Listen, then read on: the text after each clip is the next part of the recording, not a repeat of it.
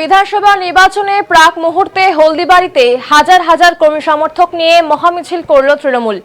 শুক্রবার বিকেলে হলদিবাড়ি শহরের নতুন বাসস্ট্যান্ড থেকে নানা রকম বাদ্যযন্ত্র সহকারে সুসজ্জিত এই মিছিলটি শুরু হয়।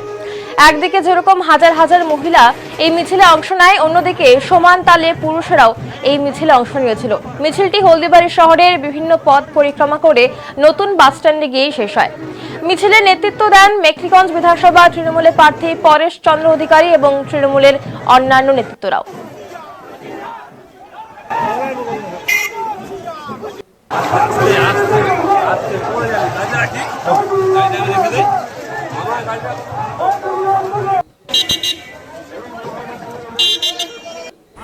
এই মিছিল কারো পাল্টা দেওয়ার জন্য এই জনসমুদ্র আমরা করি না।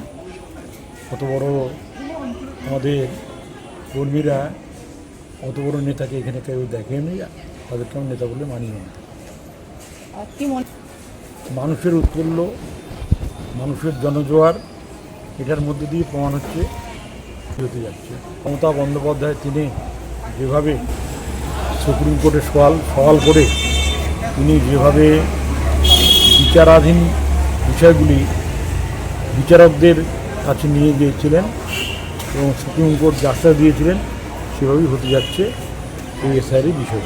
আরেকটা দেখা গেল মিছিল শুরু হওয়ার আগে এক অভিনব শিশুদেরকে সাজিয়ে রাখা হয়েছে। এই বিষয়টা কি বার্তা দিতে চেয়েছে মিছিল? সম্প্রীতির বার্তা। এখানে সমস্ত ধর্মের মানুষেরই এটা তাদেরকে শাড়ি পরিয়ে সেই বার্তাটাই দিতে চেয়েছে, সম্প্রীতির বার্তা, সেটা দেওয়ার জন্য আজকে তাদেরকে হারানো হয়েছে। বললাম